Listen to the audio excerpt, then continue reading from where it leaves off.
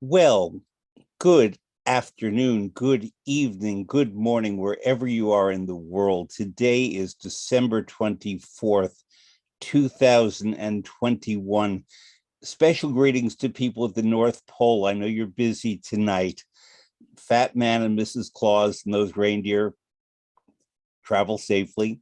See you soon. If I'm going to do a program on Christmas Eve and Christmas, I I want to bring you joy. I don't want you to be too blue. I want you to bring you an angel. And therefore, I have invited the only guest that I could possibly want on this special day, Angel Joy Blue, known to billions of opera lovers as Angel Blue. Welcome, Angel, and thank you for joining us on this holiday, not Halloween, holiday, and spreading your special brand of joy that everyone loves. Good to see Well, you. thank you. Thank you for inviting me. I'm so happy to be here with you, Fred. I should say that this is Fred Plotkin on Fridays on Adagio, the place where classical music happens. As you know, Adagio is a video and audio streaming platform dedicated to supporting artists and to making classical music and opera available to fans all around the world. And we are doing that tonight. So, Angel, how do you celebrate this holiday season? What's important to you? Oh, what's important to me? I can sum that up in one word, family. Family is extremely important to me, and also dressing up for the holidays. As you can see, this is one of my I favorite appreciate outfits that. outfits to wear. I like the today I'm going to do my best to be nice. Sometimes I am naughty. But today I'm nice. Does But Bess family wear is that in important. Porgy and Bess? No, She's she naughty and doesn't. nice. No, she doesn't. She doesn't wear it in Porgy and Bess. She should, but she doesn't. No. So, how will you be celebrating with your family tonight? Well, this evening will probably be, hmm, goodness, I'm thinking that this evening will probably be just some really delicious food. We're probably going to do something like we usually make, it's kind of weird. We have popcorn, and well, of course, we have nice wine. And we'll usually make something like either a pumpkin pie or a sweet potato pie. Kind of Mm-hmm. depends on what's available. Mm-hmm. Um, and that's pretty much what we're going to do tonight, and watch movies and enjoy the cold weather. Well, what I often do, I'm not Italian, but I lived in Italy for many years and I grew up eating Italian food. And the Italians on Christmas Eve, they call it La Vigilia, the Eve. They don't eat any meat, they only eat fish Oh, and vegetables and so on. And meat comes on Christmas Day if they do eat meat. And so I'm probably going to be making some Italian fish dish, I think. I already got the fish, so I know I'll be making a fish dish. And I too will be, I'm not going to watch movies tonight. I think I'm going to listen to music. I think that's the mood that I'm in. And I'm going to listen to some of your singing. I can tell you that I heard of you well before I heard you. And in most cases with opera singers, when I hear of them, I hear them pretty soon thereafter. I tend to be in the cities where they're performing, or when it's someone of your renown, I try to get to that city where she's performing. In your case, I must confess, I didn't hear you until you made your Met debut. oh, And that was only a few years ago, I believe 2017. And I heard you as Mimi, then later as Musetta, and I've heard you as Bess in Porky and Bess, and as three characters we'll talk about in a recent new opera, Fire Shut Up in My Bones. But I know, because I know from people around the world, that they've heard you in a remarkable range of soprano roles. And what I want to start talking about is, I know many singers talk about their Fach, in other words, their natural repertory. My beloved, and I think your beloved Leontine Price, talks about the voice as if it's a thing that has been given to her as a gift that she's a custodian of, and she does what is right for the voice. And your soprano voice, and I've heard recordings, I know it's terrific in these other roles, has done everything from Violetta to the Third Norn and Götterdämmerung, and Tosca and Lulu, if I'm correct. That's a huge range of roles. Tell us about your voice, and how does the voice have a pronoun? Is it a she and it? Um, They? hmm. No, I think my voice is just me. I think it's just a reflection of who I am as a person. I feel like I thank you so much for mentioning. I never get to talk about singing Lulu. It's never brought up. So a lot of people, and of course it was American Lulu, which is different than Berg's Lulu, although it's still the same music, just a different context of the character. Yeah, I think singing all of these different roles is really just me trying to be true to how I feel about music and how I was brought up with music. I never really understood the idea of the Fach system. Of course, I understand it in terms of what it means and how one can try to guide their way through a singing career in following a certain Fach. Um, I've always been one of those weird people that sort of just beats, dances, sings to their own drum.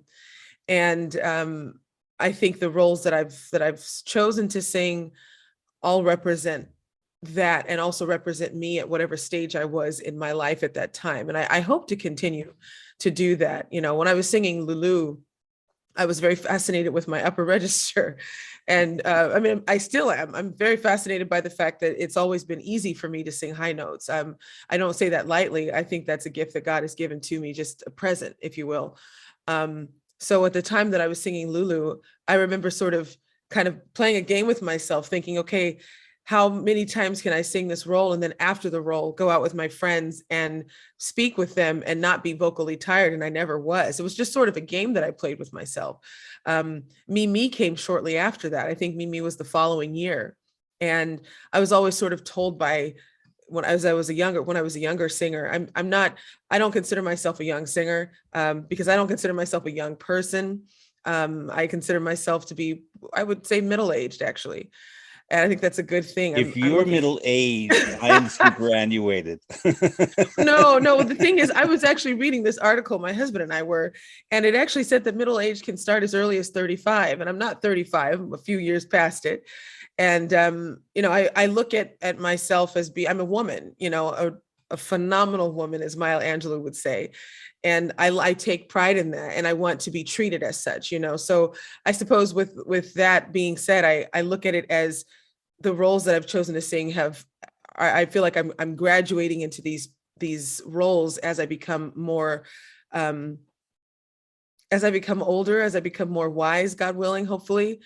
If that makes sense, you know. But I was going to say that Mimi came shortly after, and I was hearing all of the time when I was younger that Mimi was something that, you know, I would sing when I got to be like 40 and 45, and I just wasn't going to accept that because I knew it was something that I could do in my early 30s. And I don't Did know, I people tell suppose. you that based on the character and the qualities of your voice? Or because I've known many younger women, and you're young, Thank you. I'll take it. I'll take it. I'll but take it. younger than Yes. you, who began with Mimi. They began with a couple of Ina roles, these soubrette roles Yes. in Mozart and Bel Canto, and with Mimi was the next step. Morella Franey was an example of that. And she's, to me, a good example of just about everything as a model. She never sang Lulu. She did Tosca. She was known as La Prudentissima, the most prudent one. And so she only sang Madame Butterfly once on Wow. on a film, and only sang Act Three live once at the Met, and I was present for that. And so therefore, there are these models that artists and not only look to as things to emulate or to learn from and to avoid. Um, I'm not saying that one has to do that at all. I Yes. certainly would never pretend to dictate to you, because I have in my head a role for you that is not a beginner's role. So I think that you can do what you want because you know what you're doing. But Thank I'm you. just interested because I know that you have sung across a broad spectrum of vocal parts. I'm not talking about the characterizations and who these women are, but very simply that Violetta and Tosca are very different kinds of vocal requirements, just to name two very famous roles. Maria Callas did it, Montserrat Caballé did it. Another artist that people have forgotten about, and I think we should rediscover her, she's still alive, is Anna Tomova-Sintov, who sang everything really well. And I heard her as Violetta and Aida in the same season. So it is possible to do that. And are you drawing inspiration from many of these famous artists or other artists, or simply responding to what Renee Fleming calls her inner voice? Yes, I think it's the inner voice also. I've of course, I'm inspired by so many of the women who have, I was going to say, who have come before me and have done these great roles greatly, and have been just, of course, wonderful inspirations to me. But I do believe in what Miss Fleming says, and that, my dad was a singer, and my dad, he didn't call it the inner voice, but my dad used to say, Angel, every singer finds his voice by his voice. And I've always sort of wanted to just be honest and true to myself, even if it meant that other people are always going to be upset about something. So, so there'll be some people who say, oh, when I sang Tosca, my first Tosca, it was, oh, Angel, you're too young. You shouldn't do that. You're going to ruin your voice. Well, I knew better than that. And that's my inner voice. I'm also very stubborn. I'm a Taurus. So I'm very much, I know what I want. Darling. Oh, good. We're in good company then. I know, I believe, I know what I want. And with that, I think there's a part of me that's very, when I make a decision to do something, I'm very strong about making that decision a good fit and hopefully a good ending for myself. Of course, I listen to people on the way. I have to. But it's true. The inner voice, I think, is the thing that helps me the most. I'm not a big believer in astrology, but it is said that Taurus is the sign of the voice. Oh, I didn't know that. I don't know if you knew that. It's the sign of the mouth and throat. So that we Taurians, if we believe this, and I have 5 Tauruses in my horoscope, tend to have interesting, notable voices, tend to be singers, speakers, broadcasters, actors, tend to know their food and wine, tend to be very sensual and so forth, and this not in a crude way, but in a just a natural, sensual way. Tend to be beautiful like you. You know that Ella Fitzgerald, Barbara Streisand, Birgit Nielsen are all Taurus voices. I had no idea. Orson Welles, who was not a singer, but a notable voice. There are many, many, many notable voices. Malcolm X, who just happened to Pope John Paul II, who had very particular voices that are memorable for their voices, who just coincidentally happened to be Taurus. But as I said, I'm not particularly astrological, but if it's a good thing, I'll take it. So I want to talk to you about this, Tosca. I should tell you, I don't know if you know this, I'm a very dear friend of longstanding of Catherine Malfitano. And I remember that when Catherine was undertaking this production that I'm going to ask you to talk about, in a way, you and she were both Tosca. This was in Aix-en-Provence. Yes. Would you talk about the production and also about what you learned from Catherine as an artist? Yes, thank you for the question. That was my first and to date only Tosca, only because of the pandemic. I wasn't able to do the others that I had in my season last year. This Tosca is something that is very special. And I don't know that it was, perhaps for our traditional opera family lovers, it was something that was considered possibly blasphemous. But for me, I think there's no other way I would have wanted to go into Tosca. I'm someone, I like to explore things. I like to challenge myself, and I do like to put myself into situations that are challenging, and to see if I can rise to the challenge. And this Tosca was very challenging. The premise of it was that Tosca basically had 2 parts. There were two Toscas, essentially. So there was the prima donna, who was Catherine Malfitano, and the Tosca, who was me. But I was trying to become Tosca. And basically, the opera started as it always, normally as it always does, but each of the characters in the opera were trying to find their place in the opera world.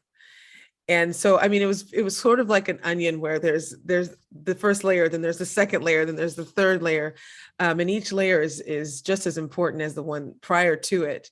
But I think at the core of the show was, how does one become? This is how I interpret it for myself.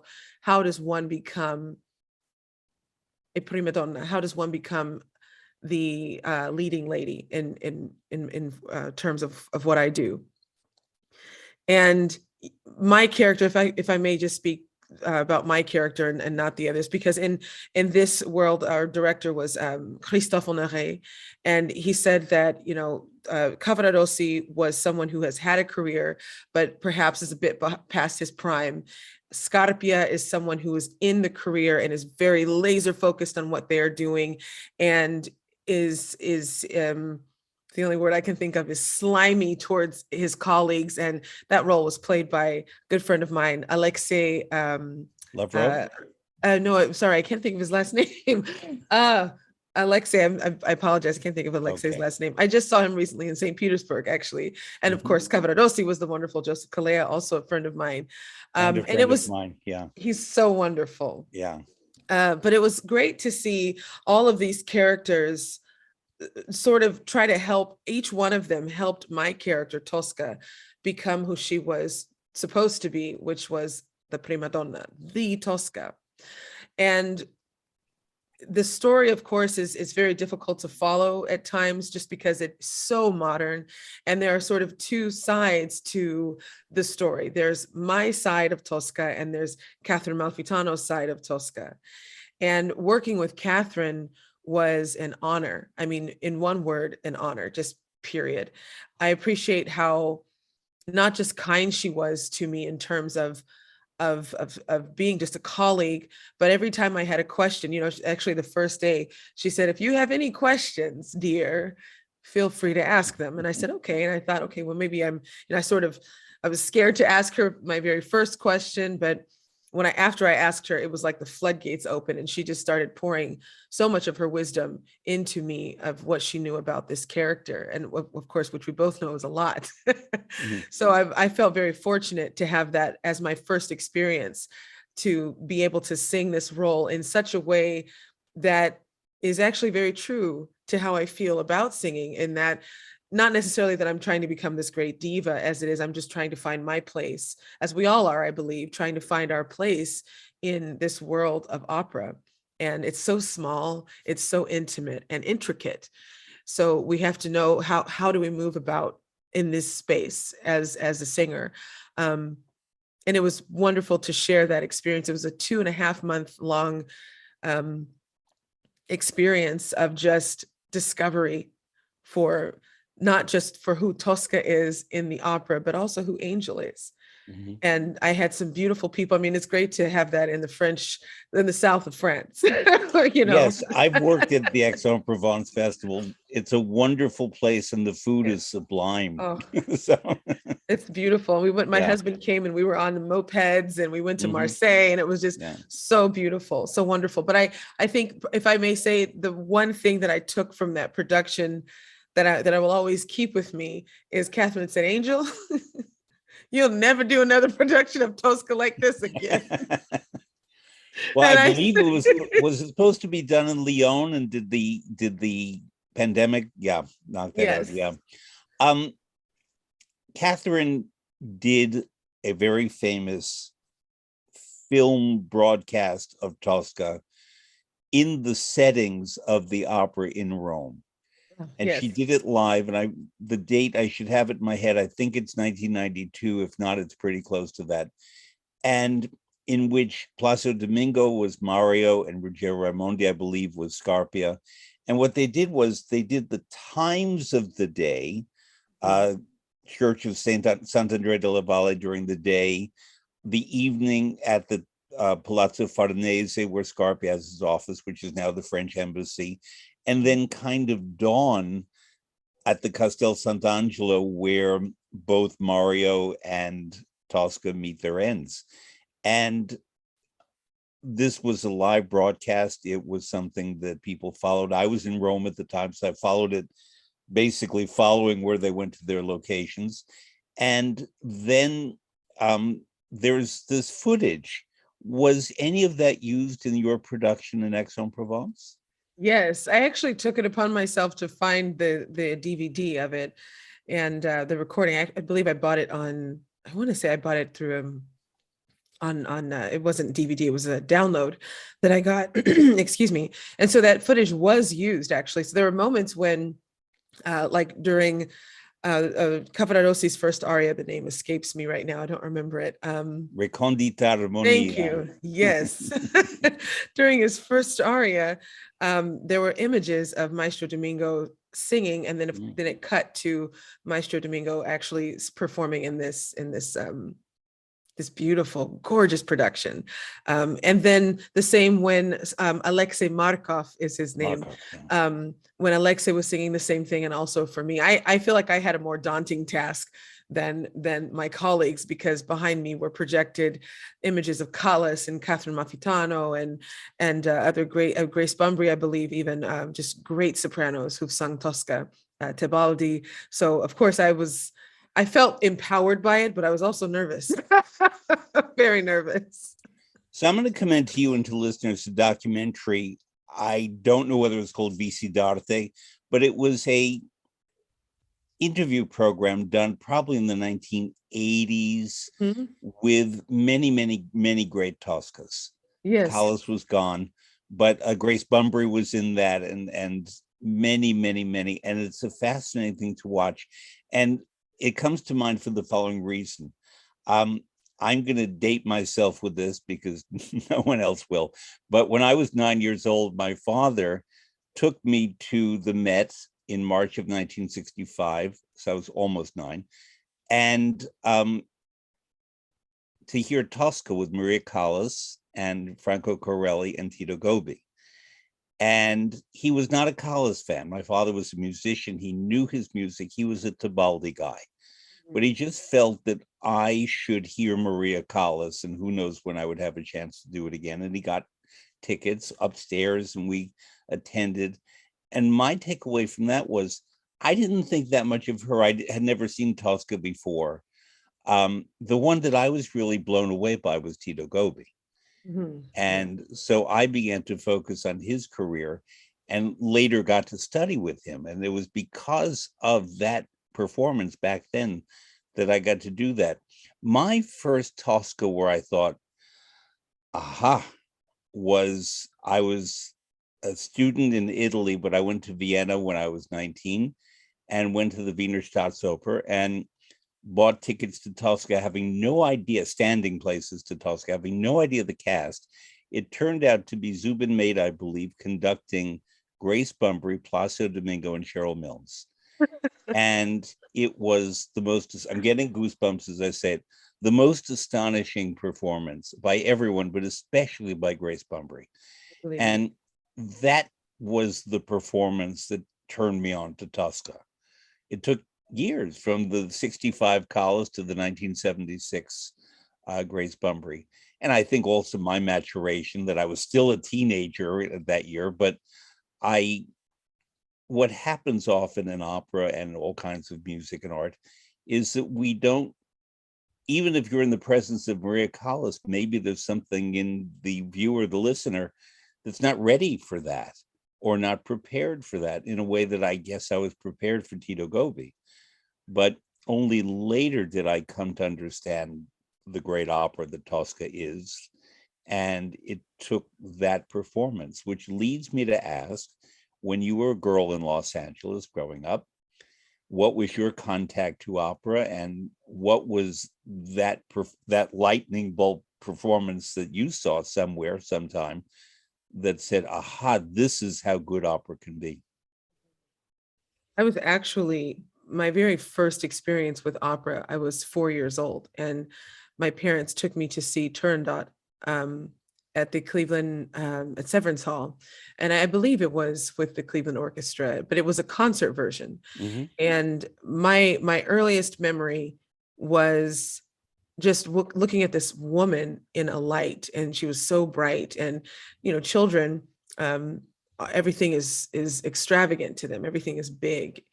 And of course, as we get older, everything comes into perspective, of course, or at least it should. But when I was a kid, I just remember thinking, wow, she's so bright.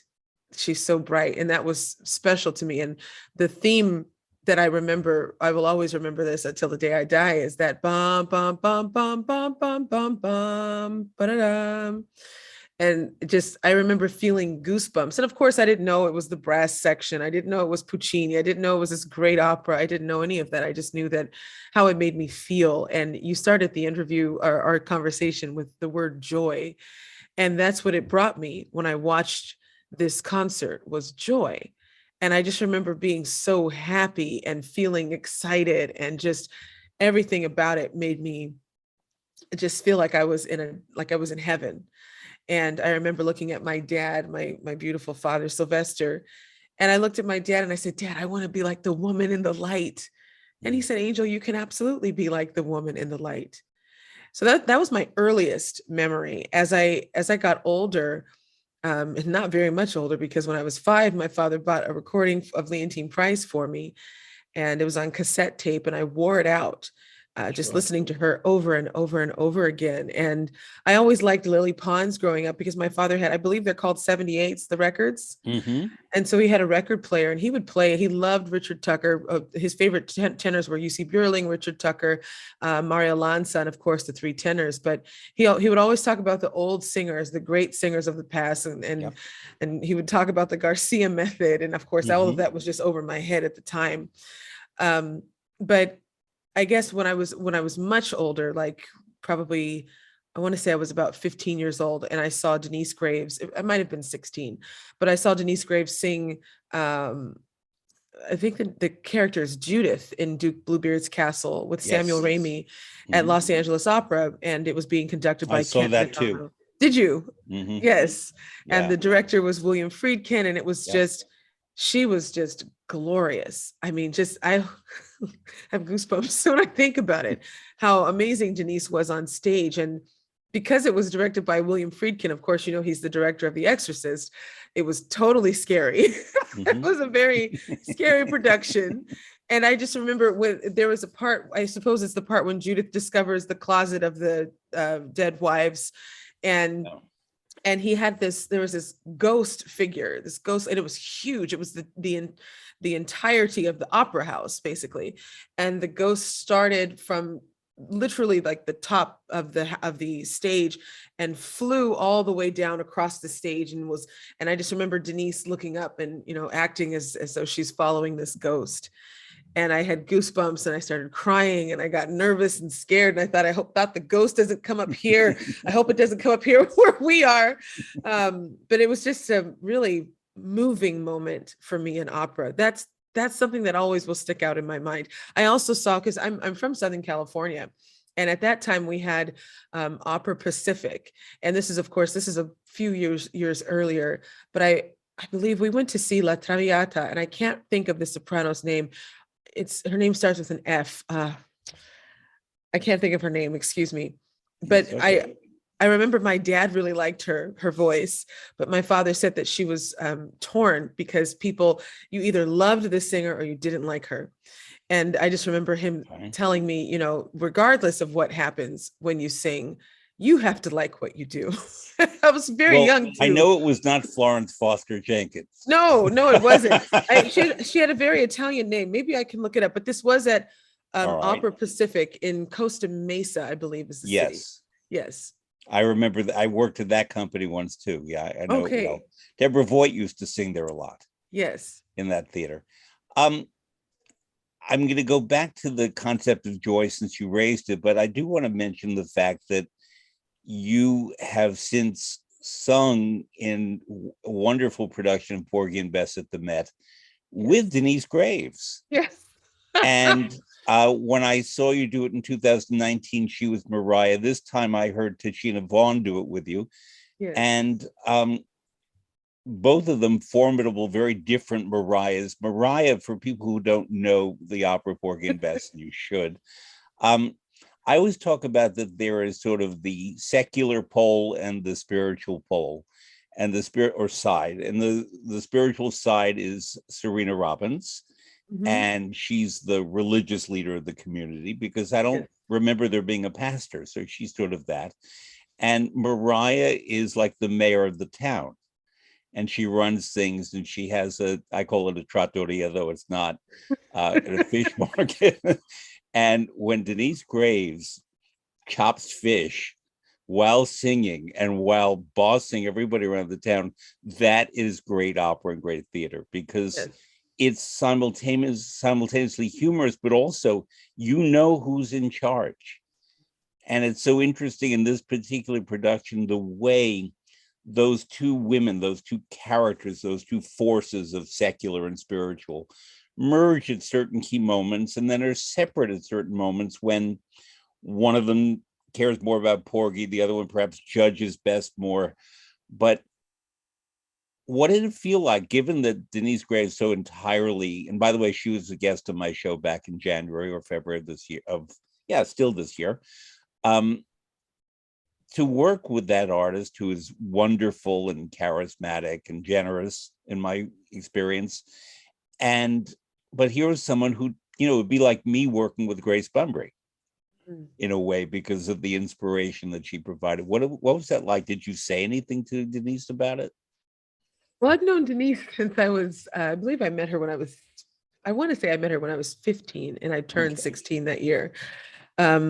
I met her actually through Angela Bassett and Courtney Vance, who I met totally randomly at church. My father was preaching at a church in Los Angeles called West Angeles Church of God in Christ. And on the same pew as us were Angela Bassett and Courtney Vance. I chased them down in church and asked them to help me become an opera singer, knowing that they were actors, and I thought maybe they could help me sing opera. They introduced me to Denise Graves. And I sort of feel like that's in a way where my journey kind of begins. I have the utmost respect for Denise, and she's always been very kind to me, she's always indulged me since I used to write her on AOL Instant Messenger. And this was years ago. And I think I started writing to her when I was in my first year of college, because I remember telling her that I really wanted to go to Juilliard. And when I didn't get in, she was one of the first people I told. And she was just, oh, it's okay. Don't worry. Keep going, keep going, keep going, keep practicing, keep studying. And to have that backstory with her and that history, and then to be present day on stage with her is, I don't really know that I can explain how I feel. There's a moment in the opera where Mariah and Bess are we're together, and we're picking up this basket. It's just right before the picnic scene, and Bess is singing "Goodbye, Porgy, goodbye," and then I go over to Mariah. Mariah picks up this picnic basket, and I help her with it, and I'm trying to hold this G and sing it as piano as I possibly can, while the stage is turning and we're walking, and she's always talking to me.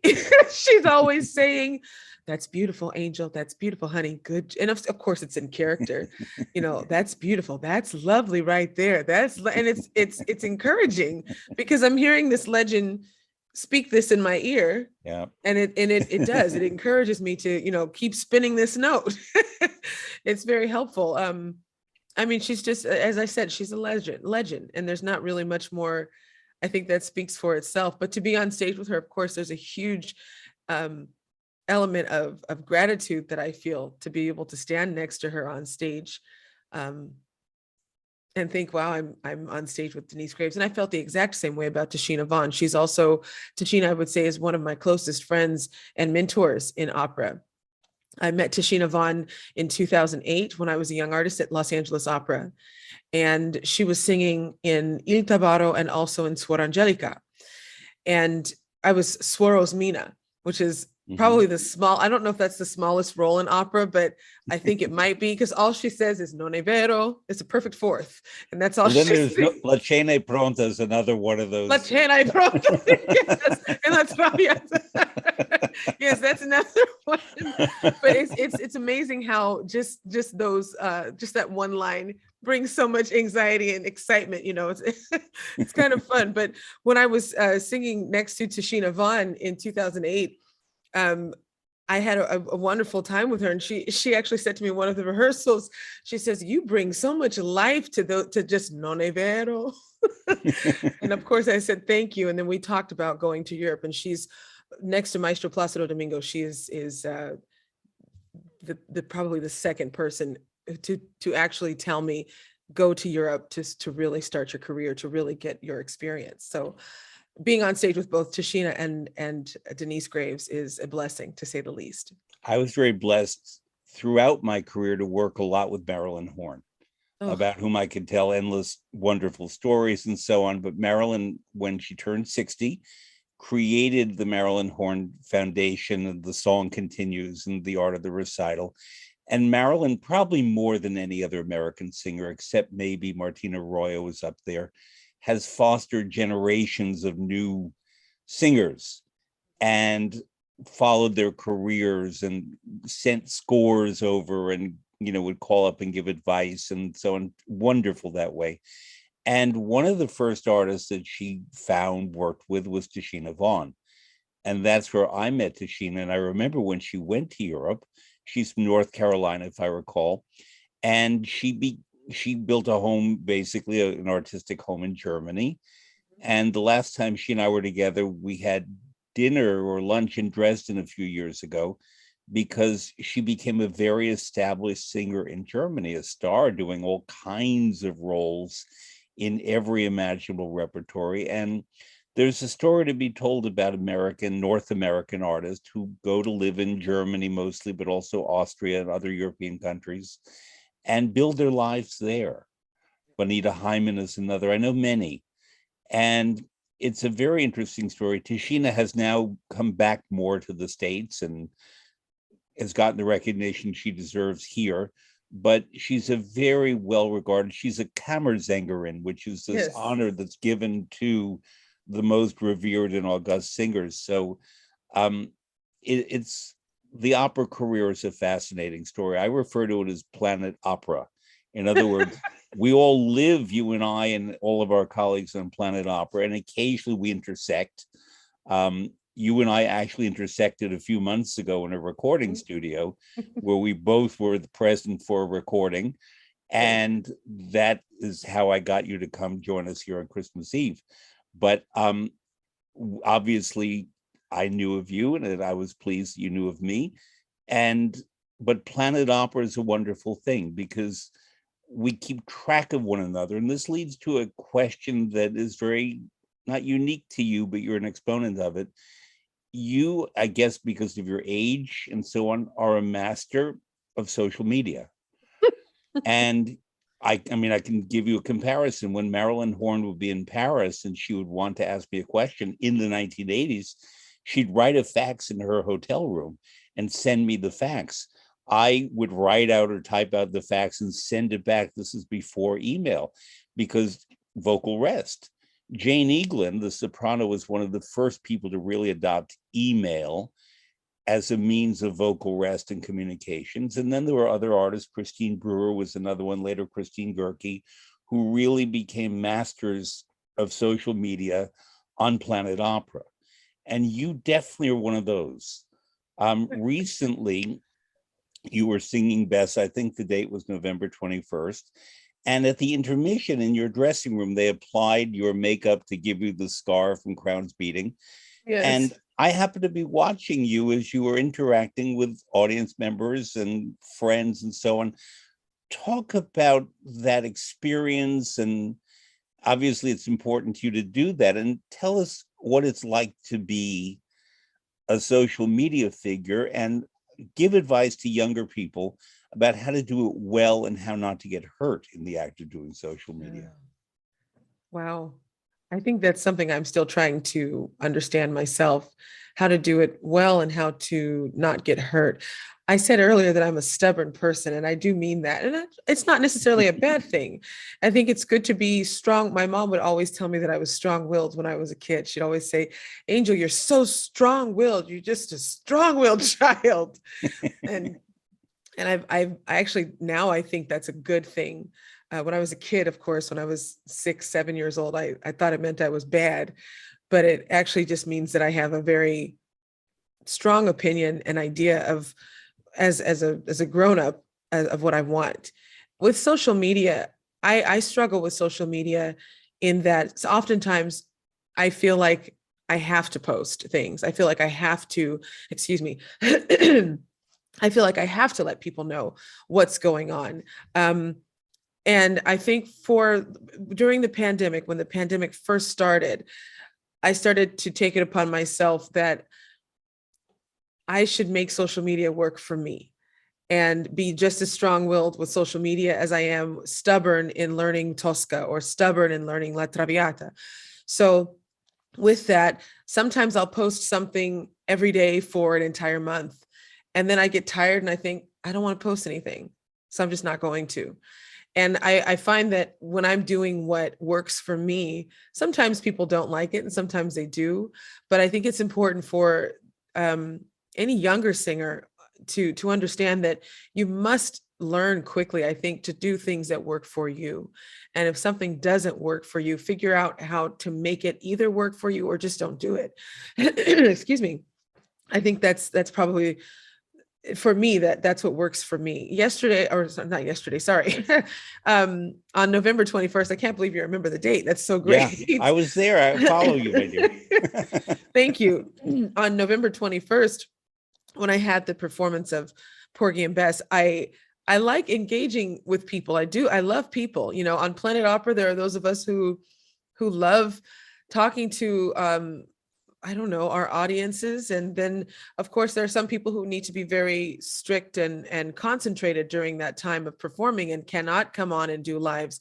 I just felt that was the right time to do that. I felt like that night I was in really good voice. I was also in very good spirits. If I'm in good spirits, I'll sing well. If I'm not in good spirits, I have to work a little harder, I found. So that evening, I just thought, I want to show everybody my makeup. I want to say hello. I haven't done one of these live videos in quite some time. So I'm just going to say hello. And it's also, it's a blessing to be able to have a platform where people are even, and thank you for watching that live. Mm. It's a blessing to have people who are interested in what I have to say. Cause I don't, for myself, I don't think I'm that interesting. I find myself quite boring. Actually, I don't think I'm all that exciting, but it's nice to know that people are just kind enough to tune into those lives and then to interact with the things that I say and to engage me in conversation. I can't express just how thankful I feel to anyone who follows my page or comes on to the lives. I hope that they find themselves encouraged, and I hope that I'm as equally engaging to them as they are to me. Well, I can say without mentioning other people's names, because I don't speak negatively of other people unless they are former presidents of the United States, but or a couple of vice presidents. But there are other colleagues in Planet Opera who kind of do time fillers when they go live, and it's not interesting, it's not engaging, it's just they're there and we can see them and they're saying hello. You actually bring a spirit and a verve and a warmth that makes people, at least me, want to see you when you're there. And so I don't want you to analyze what you do. You do it very well, and just leave it at that. You also do, and I want to get the name of the program correct. Is it Faithful Fridays or Fridays of Faith? Faithful Friday, yes. Okay, so through a miracle of timing, I do Fred Plotkin on Fridays, and the challenge has been to get us together when you're not doing Faithful Fridays. Why is it Faithful Fridays? Because of the alliteration? Friday's my favorite day of the week. Oh, why? Yeah, Friday's my favorite day of the week. I mean, I have a stepson. I've been raising him for the last 6 years. And he's so funny because when it's Friday, he's just lights up. He's just so thankful that it's Friday. He's like, I don't have any homework and I don't, I get the weekend, and he's just thrilled. And for me, growing up, I kind of had the same attitude of awesome, it's Friday. My family and I, we would do this really big dinner on Friday nights, and we'd have dinner. We'd also practice our instruments together. We were huge Jerry Lewis fans. So my Mhm. parents loved the old school movies. So we'd either watch a Jerry Lewis film or a Doris Day film. It was just sort of our way of going into the weekend and relaxing. So Faithful Friday, faithful just means, to me, it means consistency. Mhm. And I I start projects and sometimes don't finish them. So I thought, okay, if I call this Faithful Friday, then, and my first goal was to do 10 episodes. I was hoping to get to 12 or 15, but I did 10. And so I thought, okay, if I can get to 10 episodes, then I know that I can keep going and I can do it as in terms of as my schedule would allow me to. So that's really where Faithful Friday comes from. I know some people think the word faithful means that they have to come on and start talking about their faith or what they believe. And of course that does come up at times, and that's fine, but it's not limited to just that. It's just Friday again. Well, I thought it might have been alliteration because when I first appeared on Idodja, which was in April of 2020, I was a guest on the program of Thomas Hampson. It was Tom on Tuesdays. He now does Thursdays, but then it was Tom on Tuesdays. And I have to tell you that when he called me up here in New York and he was in Zurich, he said, Fred, this is Tom. Hi, Tom, how are you? So what are you doing today? It's Tuesday, and I'm doing this show called Tom on Tuesdays. And even in my sleepiness, because he called me at 7 a.m, I said, Tom on Tuesdays, Fred on Fridays. And it lodged in my head. And after the appearance, then I wrote to Idodja and I said, how about Fred on Fridays? And that's how that was born. But Oh. I'm happy that my name has that alliteration. That's why I thought maybe Faithful Fridays. I was recently watching something, listening to a conversation, a very serious conversation, very spiritual conversation about what the speaker perceived as hope versus faith. And it's in this season, and with all the things going on in the world, I've been turning this around in my head, whether hope, she said it this way, is hope a good strategy? And then I thought to myself, faith, is it different from hope? Is it, how do you perceive those two things? I won't call them words, but hope and faith. Hope and faith. Well, I think so. I'm a Christian. So the way I see faith is, there's a Bible verse, Hebrews 11:1. Faith is the substance of things hoped for, the evidence of things not seen.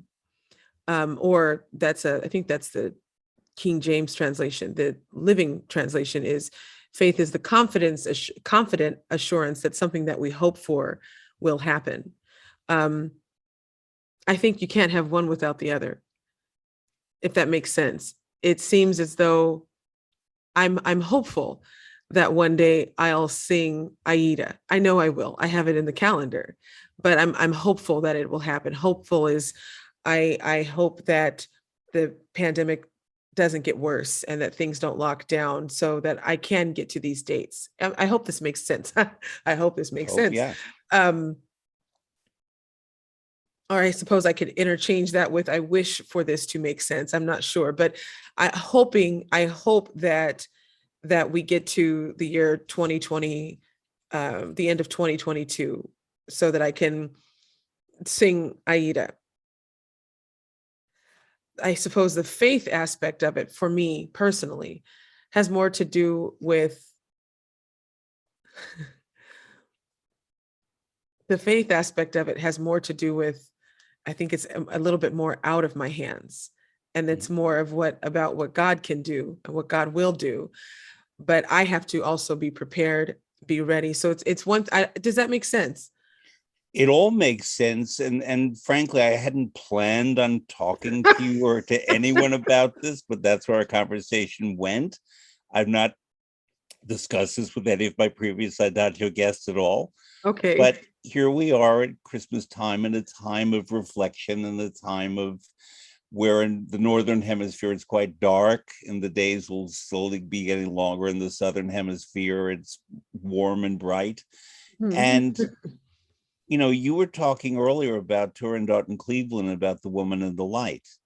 Mhm. And my mom, who I'm blessed to still have at her quite advanced age as well, um, told me many years ago, and repeats it still, that my first uttered word was not mama or papa, it was light, Oh. and that I was reaching up. And I did that. And she thought that I was reaching up to her, to my dad. She said, no, there was a light bulb. I was reaching past them to the light. And so when you said that before about Turandot, that kind of resonated. I obviously learned to say mama and papa, and I was blessed with wonderful parents. But we, at this time of the year, especially because there's so much in the world that have caused people to suffer and be troubled, and so much harm and hatred that we do to one another, that to me faith has been about not hoping but believing that somehow we have to keep on keeping on, we have to persist, we have to keep moving. My motto is keep moving, Yes. and in one way or another keep moving. It's not obviously not an exercise thing, but it's a spiritual thing. It's a moving forward, moving upward discovery, but also do it mindfully and do it with kindness. And that's where the hope comes in, that I hope that other people would embrace that kind of attitude. And so, I'm not, this is not to really promote an ideal, but you just got me at the right moment, my dear. And Okay. and you seem like the right person to talk to about it. And I believe that you are, and I thank Thank you for you. that. Yeah. Thank you for that. I never actually thought of, I've heard actually people say the difference between hope and faith, but I've never really sat down and actually thought of what that really means. But I agree 100% that faith is that belief and moving forward. And as singers, we have to have that, I think, I mean, not just singers, of course, musicians, all of us people, Yeah. especially during the last almost 2 years, we have to have this in our hearts that that things will get better, hoping that things will be better, but also we have to do our part in making things better as well. As you said, that's a very important thing, I think, with kindness. Kindness is kindness is also, I think, intertwined with mercy, and excuse me, I think as I'm specifically thinking of opera and what it means to be an opera singer. I've heard recordings. I was actually listening to Joan Sutherland this morning sing Anon Junje, excuse me, from La Sonambula, Mhm. and she just has I believe she's at Avery Fisher Hall actually, in this particular performance. 1981, I was Oh there. wow! Oh my gosh! Wow! Yes, I believe that's where she was. Um, and she's wearing this gorgeous green gown, and Mhm. she looks like a queen, Yeah. and it's perfect. It's perfect. She's perfect. She's just perfect. There's nothing better than hearing her sing this. And I was in a little bit of a mood this morning when I woke up. So I listened to that, and it helped me to get out of that mood that I was in. And it brightened my day. And I thought, wow, how many times did she have to go over this cabaletta to sing it like that? How much mercy did she have to give herself? How much grace did she have to give herself? And I think she sings something like 9 E flats in that Mhm. one of the coloratura sections she does, and it's perfect. It's right in the center of the pitch and everything. And as just from a singer standpoint, what you say about that kindness, and there's so many words that I can think of that go with that: grace, mercy, loving kindness, which is mercy, I suppose. Um, and we have to have that for ourselves as artists. And as artists, I believe it's also our job to give that to other people as well. My One of the opinion, great of course. blessings in my opera career is I got to work with Joan Sutherland a lot. Oh, wow. And she was not just the gold standard of singing along with Marilyn Horne. To me, they're equals, but she could have been impossible given everything that she was given and was and so on. And yet she wasn't. She was anything but.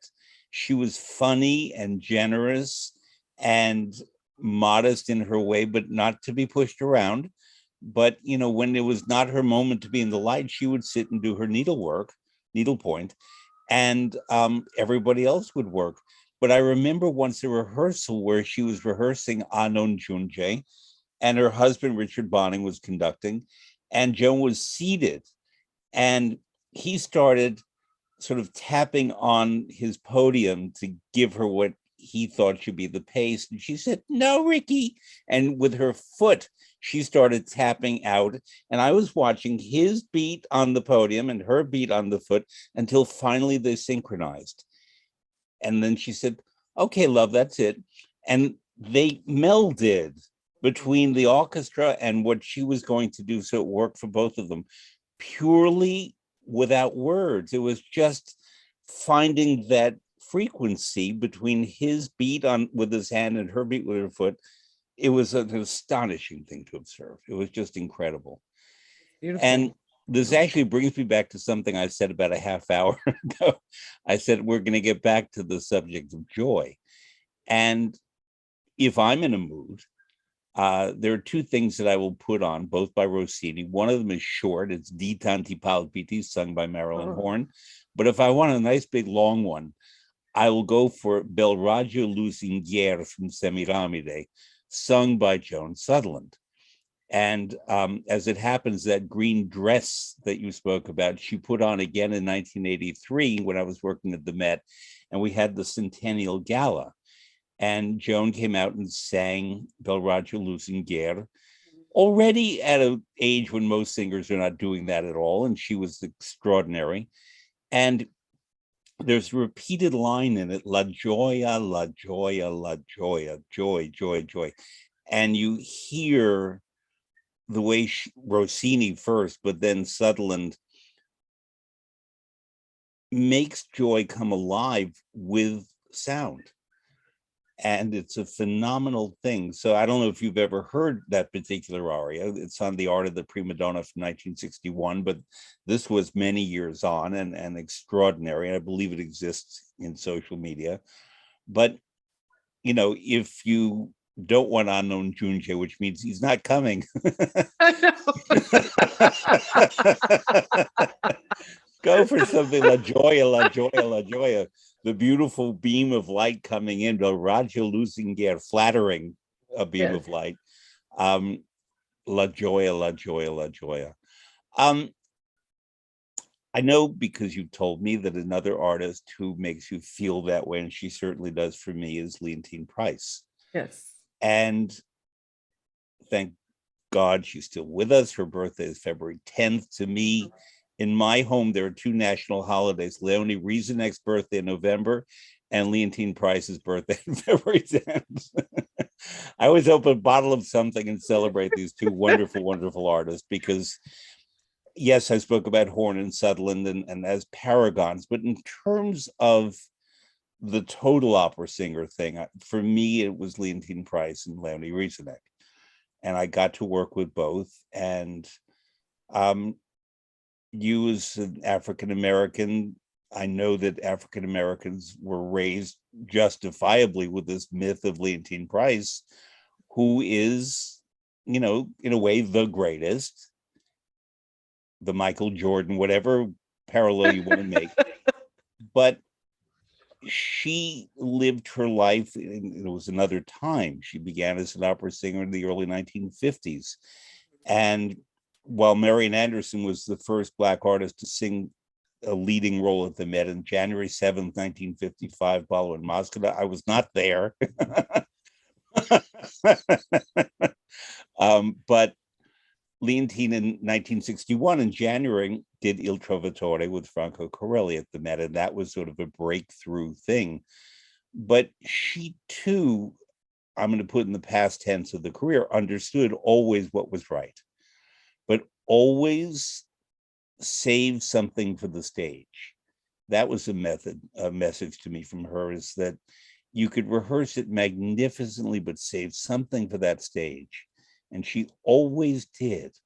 And I remember being in rehearsals, I thought, this is just, there's nothing better. And then in performance, she would outdo what she did in rehearsal. Wow. Um, Have you ever met her? I haven't. Yeah. I haven't. I've been very close to meeting her, but I have not met her, no. And I have to say, of course I'm disappointed, because she's my favorite. She's just she's my favorite artist. And I know that I guess for me, what she represents a lot to me. And that's, I could talk about it for a long time. I hope to meet her one day. My father held her in very high regard. And because of that, and of course, I love my father. He's passed away. Mm. And actually, at the end of this year, and just in a week's time, will be 15 years that my dad passed away. And his just regard and love and respect for Miss Price is something that he passed on to me. So if ever I were to meet her, of course, I'd be more than thrilled. But I hope to meet her someday. I hope. She, among her many virtues, and one day I'll write this. I'm not gonna speak about her too much ahead of time, but I will write it one day. But one thing that is remarkable about her, I've never met any person in any walk of life who has a better memory than Leontine Price. Wow.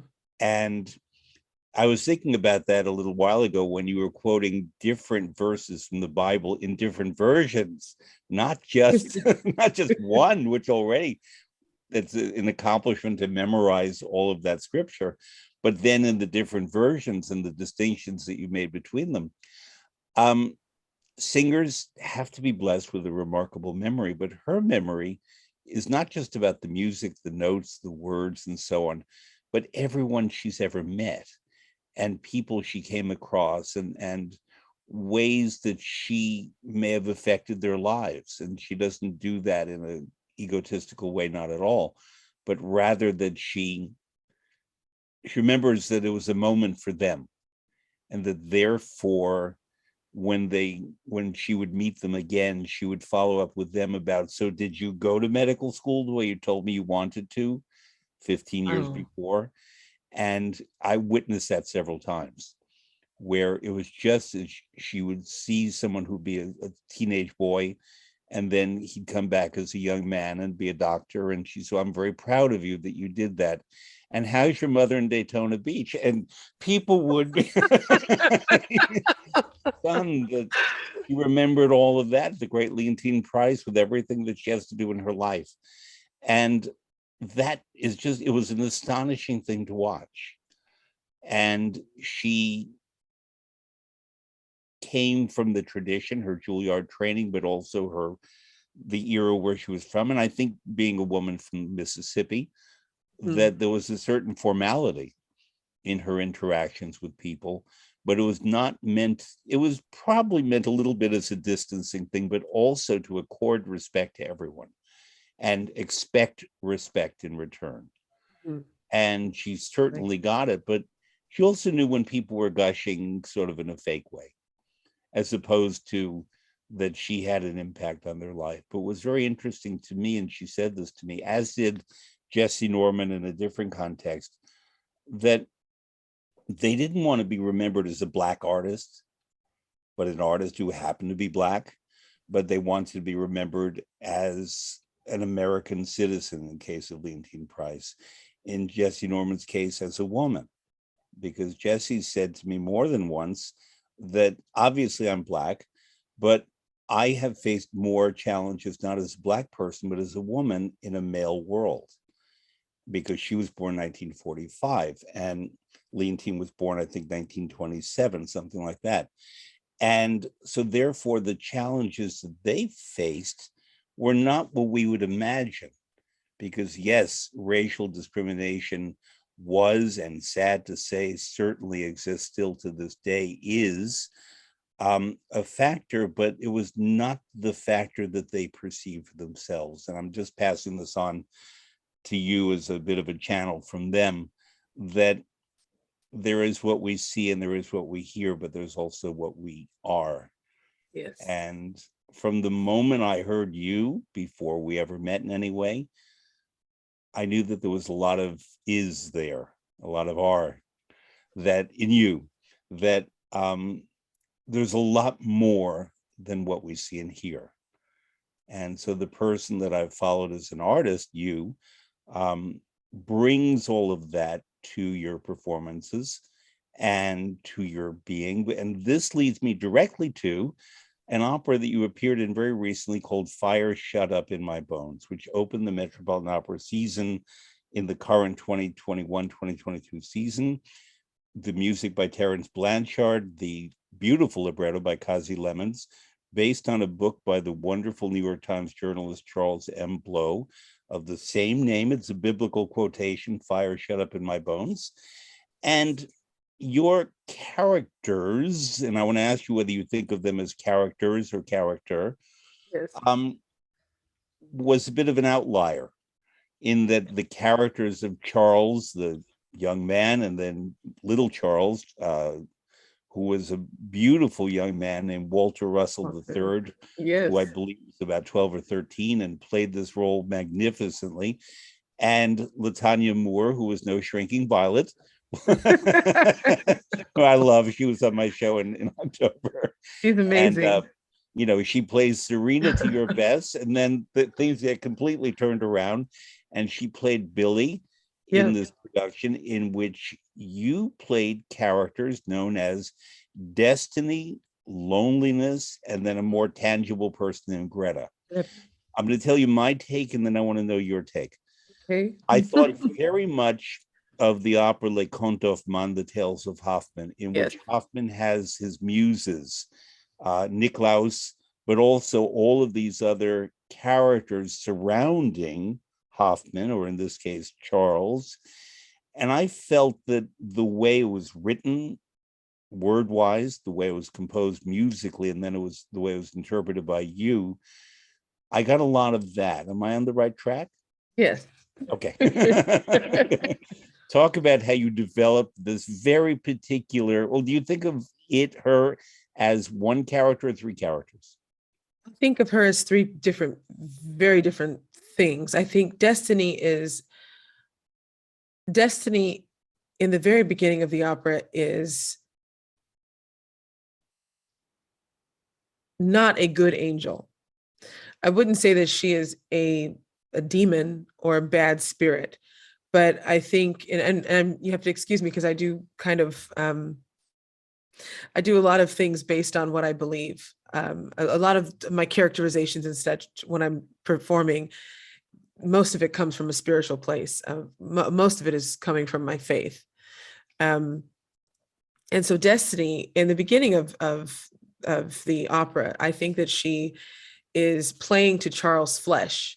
So he's there with his gun ready to commit murder. And she's sort of egging him on in that direction. But once the opera properly starts with all of the characters coming on and Charles going back into his childhood, she then becomes, I believe, the more angelic, heavenly angelic spirit that is there to, like a ministering angel that's there to guide Charles, to help Charles. And you know, I don't know how to say it without, I don't want to sound like I'm being preachy. But you know, angels, when I think of angels, like biblically angels, when I think of what their job is to do, heavenly angels, their job is to, our guardian angels, is to do just that. They guard us, they are with us. When we're sad, I believe they're sad. When we're happy, I believe they're happy. So when I was singing Destiny, I tried to portray that as best I could. The chorus comes in and says, Charles, baby, youngest of five, the neighborhood baby. And I would always mime those words with the chorus because it made him feel a certain way, that he knew that he had the attention of everybody, and that made him excited. But the words that they were saying, some of those words would kind of make him feel hurt in some way. And so I was just trying to be really a support system for Charles as Destiny. And as Loneliness, Loneliness was a very different character than Destiny, and that loneliness was also there to guide Charles, but not in, I don't think, not in a way that would be spiritual. I think it was more of a flesh driven way. So whatever it was that he wanted that was very carnal, Loneliness was there to make sure that happened for him. So, and Loneliness's scene is quite short, so it wasn't so difficult to do that in just I think the 10 minutes that scene was. Destiny, of course, is a real person. Pardon, Greta. Greta is a real person. I mean, you can imagine. I was like, wait, am I Destiny, Loneliness, or who am I right now? But Greta is a real person, and I think Greta is sort of a mesh of the spirit of the bad spirit of Destiny, the good spirit of Destiny, and just the raw human emotion of Loneliness. I tried to portray those characters in such a way that made each of them very distinct. I hope the audience took that away, but that is how I looked at each role. The Met is doing its international radio broadcast of this on January 8th. So the Okay. people listening around the world, if you have no place to find it, go to wqxr.org in New York, my station, or the app for WQXR, and you can listen to it. It starts, I believe, at 1 p.m. New York time, so 6 p.m. in the UK, 7 p.m. in continental Europe, and so on around the world. And I would invite our listeners today to listen to this beautiful, moving, deep opera and imagine the setting. Imagine a lot of magnificent choreography by Camille Brown. Is that her name? Yes. But also then I hope the Met eventually releases on DVD the HD broadcast you did back in October, I think October 23rd, if memory serves. Yes. And because it's really a wonderful work, and it tells us yet again something that's obvious to me, and I think to you, that opera is not a museum art form. It's not a dead art form. It's something that grows and evolves. And when people say to me, there are no great works like in the past, I remind them that the great works of the past are the ones that survived, while a lot of the ones that were not successful mostly didn't. And then we rediscover certain gems. But in contemporary opera, there's a lot of great contemporary opera, and some of them will enter what I believe is the standard repertory, and Fire Shut Up in My Bones is certainly one of them. Do you want to talk, I'm putting you on the spot here, about the biblical implications of the term fire shut up in my bones? Sure. Preach, It's sorry. Please preach. Oh, it's from I believe the Bible verse is Jeremiah 20 verse 9, and Jeremiah is a prophet in Judah, I believe it's Judah, and this is right before this is, oh wow, I think this is right. This is right before the Israelites are taken captive, and then they go to Babylon under the rule of King Nebuchadnezzar. But fire shut up in my Nabucodonosor in opera. Yes, Nabucco, exactly. Yes. And so basically Jeremiah he's a prophet, and he hears from the Lord, and he's telling God's people, the Israelis, that basically that if they don't stop how they're living and change, that they're going to be overthrown. And I believe the king during that time is Zedekiah. I could be wrong. This is all it's all in the Bible, or I believe this is Jeremiah chapter 20. But so Jeremiah has just experienced just extreme ridicule and people in the kingdom mistreating him. I mean, so he gets thrown into a cistern. He sinks down into the cistern in the mud that's in the cistern. He gets thrown into jail. He has another prophet come up to him and smack him in the face in the presence of all of these other prophets and nobles of the king's palace. And I want to say he's fed one slice of bread a day and given water. That's closer to the captivity of Judah.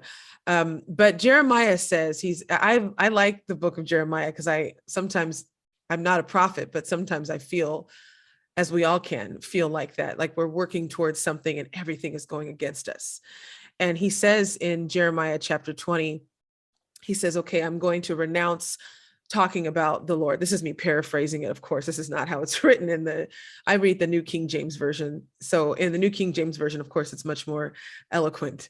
But my paraphrase is that he says, I'm going to denounce the name, or is it renounce? Renounce the name of the Lord, and I won't speak about him. I won't tell anybody about God. I'm going to be quiet. I won't say the things that God puts into my heart. And then it is verse 9, where he says, but Lord, if I try to be quiet, it's like a fire shut up in my bones. Mm-hmm. And I mean, of course, Charles Blow's story, I think, is quite different than Jeremiah's, but in terms of the principle of the thing, it's the same, if that makes sense. I feel the same way about opera. When the pandemic first happened, March and April of 2020, I was thinking, okay, I'm just not going to sing. I'm not going to vocalize. I won't even look at music. And I didn't. And I felt like something was missing. And it really was that fire shut up in my bones. It's a gift that God has given to me. It's a present from the Lord to me. Mm-hmm. How great to be trusted with this gift, and not to use it to try to bury it and to be quiet with it, even just at home. Mm-hmm. Was like a fire shut up in my bones. So Jeremiah says, I will not make mention of him, and I will not make mention of him. I will not speak his name. And he says, but his word is like a fire shut up in my bones. And that's a beautiful way to express how important, how vital his relationship with God was.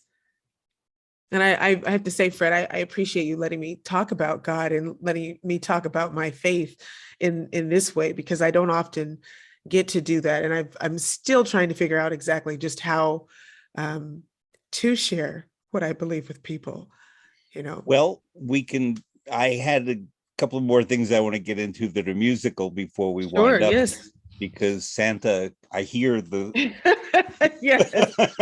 Yes. But a question that I occasionally ask singers, and not very often, is the following. In 2012, the summer of 2012, I was doing master classes in the Verbier Festival and was also leading conversations with artists such as yourself. And I had the magnificent singer Thomas Quasthoff join me, and he's one of the greats. And he has been open about the fact that he's an atheist and that he doesn't find the message is not reaching him the way it's reached a lot of other people. And I don't judge that at all. But what I asked him was, playing characters such as singing a Bach oratorio, where they're profoundly religious and telling a story from the Bible, stories from the Bible.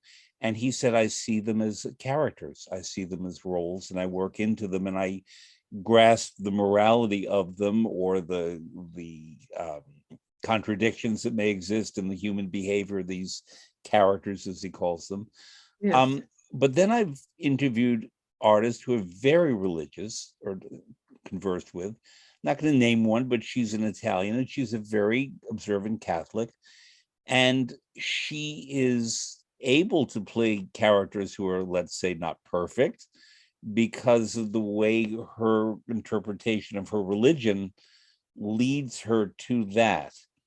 So I guess my question is, Um, Tosca is not the perfect girl. Violetta is not the perfect girl. Bess is not the perfect girl. How do you get into their characters, and how do you make them Angel Joy Blues version of what Verdi or Puccini wrote? Talk about your engagement with these characters when they're not everything we would hope they'd be. Well, I'm not everything I would hope I'd be either. I'm not perfect, just like Violetta. I'm not perfect, just like Tosca. Tosca, in a way, has this. When I was really studying the role, I remember I took a break from social media actually for 1 month to focus on her, because as I was translating and really getting into the text of the piece, I realized that she and I had a lot in common. And Visidarte now holds a very completely different meaning to me, having sung the whole opera. Um, I guess I'll talk about, well, I'll say with Tosca, she is a religious person. I've never thought of myself as a religious person because I've always associated religiosity with pious and, this sort of dogmatic way of thinking and living and being. Um, I've always thought of my father was a pastor, my mother was a pastor. The way that they handled their church was, it was come just as you are. There wasn't this idea that you had to be perfect and then come to church, or you had to have lived this flawless, completely pristine white life and then you can come to church. It was just come just as you are. And I think the more that I'm thankful, so thankful to my parents for raising me like that and for showing me that really my job as a believer, and when I say believer, I want to be specific, a believer in Jesus Christ, is that I'm to love my neighbor as myself. So if I don't want to go into rehearsal and have someone be horrible to me, I don't need to go into rehearsal and be horrible to somebody else. Simple as that. When I look, sorry? Kindness, it's that word. Yeah. Yes, kindness. And often, sometimes kindness isn't repaid by colleagues or such, but it's repaid in other ways. Always it will be. There's a great verse in the Bible, Galatians 6:7, and it says, "Do not be deceived. God will not be mocked. You will reap what you sow." And I believe that firmly, and that goes along with kindness. We reap what we sow, whether it be good or bad.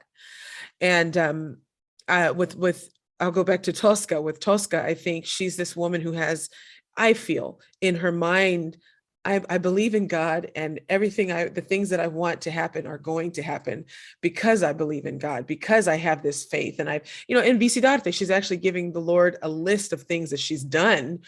I've prayed to the Madonna. I've lifted up my voice. I've done this, God. I've done that. I'm this. I. And instead of looking at, and perhaps it's a little bit of a different way of looking at the character, but sometimes it's not about us. And I'd go as far as to say that it's not about me at all. I feel that I'm here for a much greater purpose than I can even truly understand. So when I look at these characters, I know I've had moments like that where, I think in terms of opera, I think, Lord, why isn't my dad here? Why doesn't my dad get to see me sing at the Met and the Wiener Staatsoper and La Scala, Covent Garden, all of these great opera houses that I heard him talk about when I was 5 years old? Why isn't he here? I practiced, I studied, I'm still studying, I've worked hard, I've traveled, I've left home.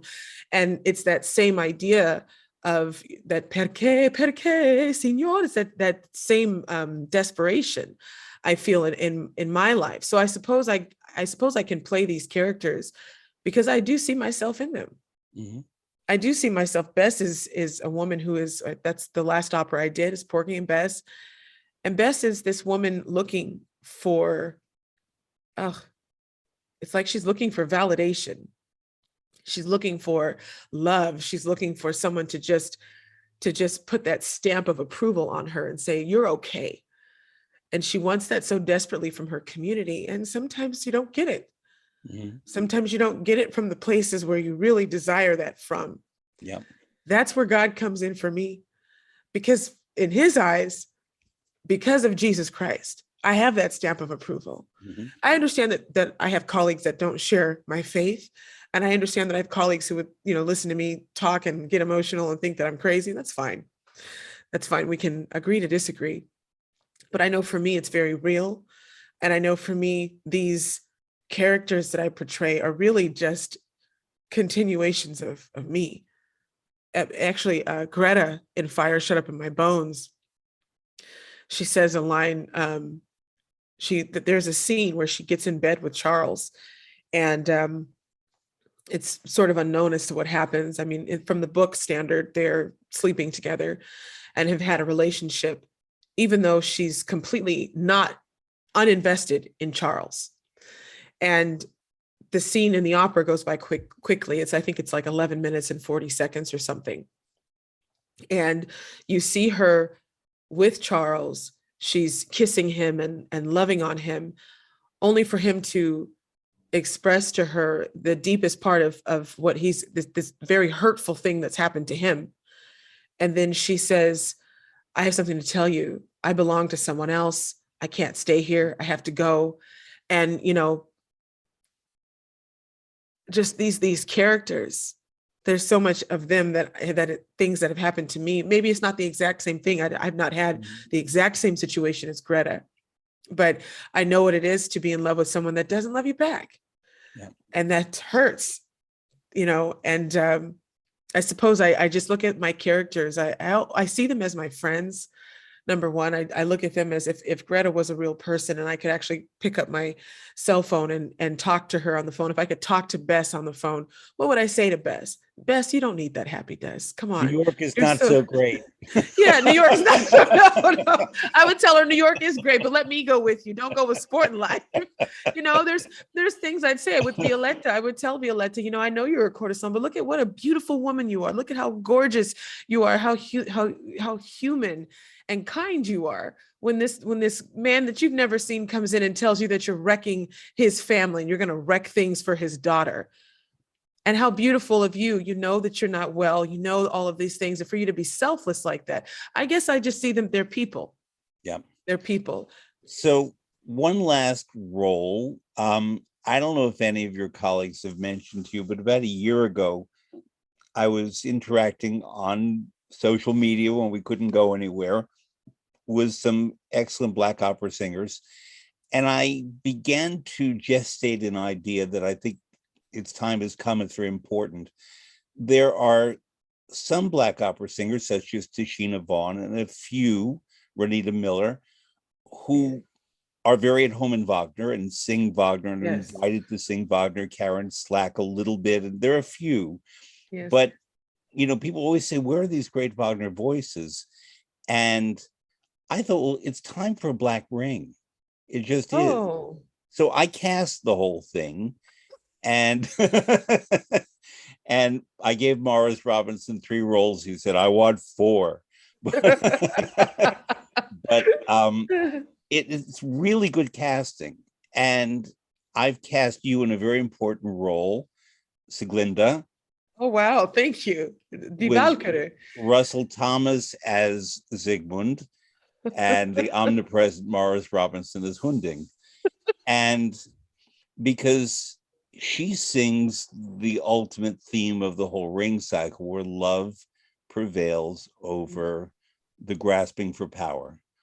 And it's the theme that she sings in the 3rd act of Die Walküre, and it's unlike every other leitmotif, it's gone until the very end of Götterdämmerung, when it's the theme that prevails, that love will prevail. And so I, in my ears, tried to think of who I would want to play that character, and it was you. And I mentioned it to Russell Thomas, who's I'm a friend of, and he was very pleased with the idea. So it's something that I want to start gestating. I see it, frankly, as maybe a live concert, a recording, whatever. I've already designed the album cover. I would stage it, semi-stage it, and I promise it's not Wakanda, it's not anything like that. It will be the story that Wagner wrote. But have you been offered Wagner? I know you sang the 3rd Norn once in Götterdämmerung. Have you been offered Wagner? Have you thought in that direction? Because everything that is the Angel Blue that I understood before, and even more after this wonderful time we spent together, tells me that you would be a glorious Seglinda. Oh, thank you. I love the aria. Is she sings Du bist der Du Lenz, bist der doesn't she? Lenz. Yes, Yeah. I love that aria. She also sings, oh, is it Herbst ist Wunder? Mm-hmm. In Yes, the second act, yeah. yes, in the second act. I would love to sing that. Um, I have been offered some Wagner before. I cannot think of the character's name. It's in Rheingold, though. I can't think of the name. I want to say is it Flicka? No, Freya? One of the F's. Freya the Schöne, yeah, the Freya the pretty Yes. one. Yes, She's Freya. the girl with the apples. Yes, yes. In my ring, I cast Karen Slack, but if you want to do that, No, Karen can do it. She can totally do it. Karen has that wonderful nature about her that I think is very Freya. Yes, This yes. goodness and so on. Freya the Schöne, which means not just beautiful, but she has a goodness, and Karen brings that. Not that you wouldn't, but I think you see where I'm going with the casting. Of course, And- of course. And that I think that what you need at that moment is a lot of what Karen is. I had her on a few months ago, and she was a marvelous guest. And but I really, I would love to hear you and many of your Black colleagues sing Wagner. The Wagner world, we who love Wagner, there should be no limitations that way. And I think it's finally gradually coming down, but way too slow. And I think so a Black ring would be a statement. Oh, I would love it. Yeah. Here we are in all of our glory, doing all of these roles, and every single one of them would be beautifully cast with a great singer. So study her, think about her. Yes. She fits into the construct of not being perfect, Yes. but profoundly sympathetic. Yes. And frankly, that's why it was based on, the Violettas and other characters that you've done. And so Angel Joy Blue, I thank you Thank for you, Fred. this very moving visit. I thought it would be moving. It was even more moving than I expected. And I appreciate that you have opened your heart today on Christmas Eve and let us in. And I wish you nothing but marvelous things, and for all of us, but especially for you, because you give so much to us. Thank you, Fred. Thank you so much for inviting me to be a guest on your show. And I look forward to welcoming you to Faithful Friday as well. Amen. Thank you. Thank Be you. well. You too. Merry Christmas. And to you, enjoy the popcorn and the movies. Well.